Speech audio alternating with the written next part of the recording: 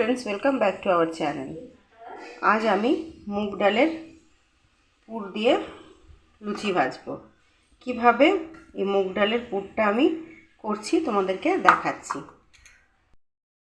मूग डालटा देखছো भाजा भाजा একটু হয়ে গেছে। আর দেখবে মুগ ডালটা শুকনো কড়ায় নাড়ছো যখন, তখন দেখবে একটা স্মেল ছাড়বে। যখনই ভাজা হবে একটা মুগ ডালের যে স্মেল আছে সেটা তুমি বুঝতে পারবে।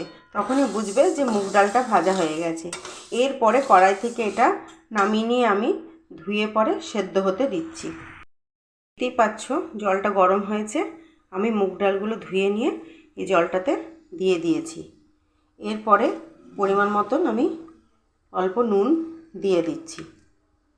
নুনটা দিয়ে আমি ডালটা একটু নেড়ে নিলাম। নেড়ে নিয়ে আমি এটা ঢাকা দিয়ে দেবো। এরপরে এটা কম আঁচে আস্তে আস্তে সেদ্ধ হবে। আমি মুগ ডালটা সেদ্ধ হতে দিয়ে দিয়েছি। এরপরে একটা বাটি নিয়েছি। এর বাটির মধ্যে আমি মশলাগুলো কি কি দেব সেটা তোমাদেরকে দেখিয়ে দিচ্ছি। এই 2 চামচ আদা বাটা নিলাম। এরপরে একটু জিরে গুঁড়ো দিচ্ছি। তারপরে কাশ্মীরি লঙ্কার গুঁড়ো,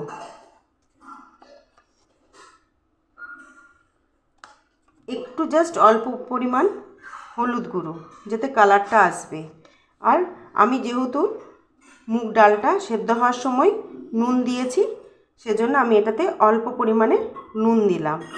এরপরে আমি এটাতে অল্প জল দিয়ে দিচ্ছি। এইগুলো সব মশলাগুলো একত্রিত করে আমি একটু ভিজিয়ে রাখছি। এমনভাবে মশলাটা করব। এরপরে তোমাদেরকে আমি দেখাবো, ডালটা সেদ্ধ হয়ে গেলেই তোমাদেরকে আমি দেখাবো কিভাবে পুরটা তৈরি হচ্ছে। দেখতে পাচ্ছ ফ্রেন্ডস, এটা কীরকম জলটা শুকিয়ে গেছে। আর এটা দেখো এটা সেদ্ধ হয়ে গেছে। এরপরে এটা আমি একটা বাটিতে নামিয়ে নেব, দিয়ে পুরটাকে রেডি করব। দেখতেই পাচ্ছ কড়াইয়ে আমি রিফাইন তেল ঢেলে দিয়েছি। এটা গরম হয়ে গেছে। এরপরে আমি যে মশলাটা করে রেখেছিলাম তোমাদেরকে দেখিয়েছিলাম এর আগে, দেখো এই মশলাটা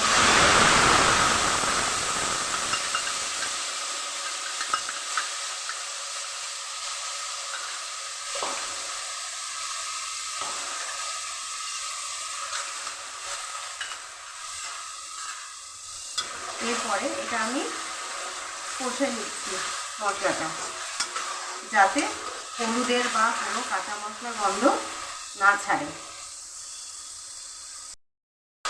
দেখতে পাচ্ছ মশলাটা দেখে কীভাবে তেল ছেড়ে দিয়েছে। এরপরে এটাতে আমি অল্প পরিমাণ চিনি দিয়ে দিচ্ছি।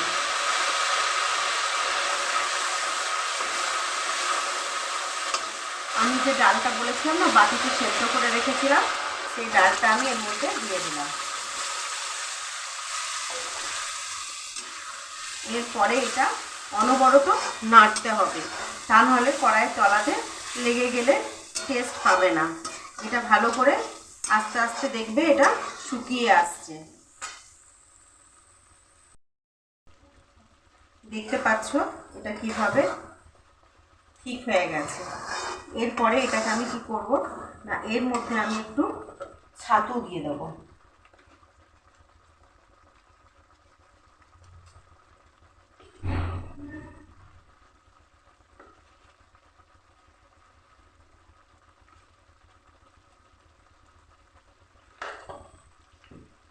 তিন চার চামচের মতো ছাতু আমি দিয়ে দিলাম। তাহলে কি হবে না, তুমি যখন পুরটা ভরবে তখন দেখবে হাতে একদম লেগে যাবে না। আর এটা যদি শুকিয়ে গেলেও দেখবে এটা হাতে লেগে যাবে। তার জন্য ছাতুটা দিলে এই যে জল আছে একটু একটু, সেটা দেখবে শুকিয়ে যায় আর তোমার হাতেও লাগবে না। এটাকে ভালো করে তুমি এমনি করে নাড়তে থাকবে। আর নামানোর আগে আমি একটু গরম মশলার গুঁড়ো দিয়ে দিচ্ছি, তাহলে স্মেলটাও খুব ভালো আসবে, পুরটার মধ্যেও ভালো লাগবে, খেতেও টেস্টি হবে। এইভাবে পুরটাকে রেডি করে নিয়ে আমি কিভাবে পুর ভরে লুচি করব সেটা আমি তোমাদেরকে দেখিয়ে দিচ্ছি। দেখতে পাচ্ছ ফ্রেন্ডস, পুর আমার রেডি। দেখো এটা হাতেও কিন্তু লেগে যাচ্ছে না। এরপরে তুমি ময়দা খেতে চাও ময়দা, কেউ যদি আটার লুচি খেতে চাও তো আটার লুচি, দুটোই তুমি করতে পারো। এরপরে আমি ময়দা মেখে লেচি করে কিভাবে পুর ভরে লুচি বানাচ্ছি সেটা তোমাদের আমি দেখিয়ে দিচ্ছি। ফ্রেন্ডস, দেখতেই পাচ্ছ আমি ময়দা মেখে রেখে দিয়েছিলাম। এরপরে আমি এগুলোকে লেচি কেটে নিয়েছি। লেচি কেটে আমি এইভাবে গোল করে নিলাম, পুর ভরবো। সেই মুগ ডালের পুরটা তোমাদেরকে আমি দেখিয়েছি, সেই পুরটা নিয়ে নিলাম আর এর মধ্যে আমি ভরে দিলাম। এইভাবে গোল করে নিয়ে এইভাবে পুরগুলো সব আমি ভরে রাখলাম। এরপরে যে যখন খেতে বসবে আমি এগুলো বেলে বেলে লুচি করে সার্ভ করে খাওয়াবো। দেখতে পাচ্ছ ফ্রেন্ডস, রিফাইন তেল গরম হয়ে গেছে আর আমি পুর দিয়ে লুচিগুলো সব বেলে রেখেছি। এরপরে ভাজবো। হ্যাঁ দেখো তেলে ছাড়ছি।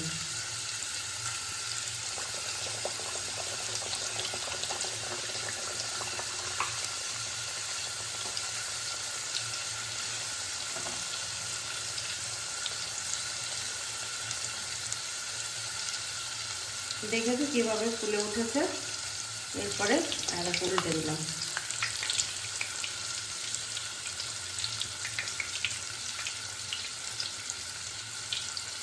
এইভাবে আমি একে একে লুচিগুলো সব ভেজে তুলে নেব। এইভাবে দেখো আমি লুচিগুলো একে একে ভেজে তুলে নিচ্ছি।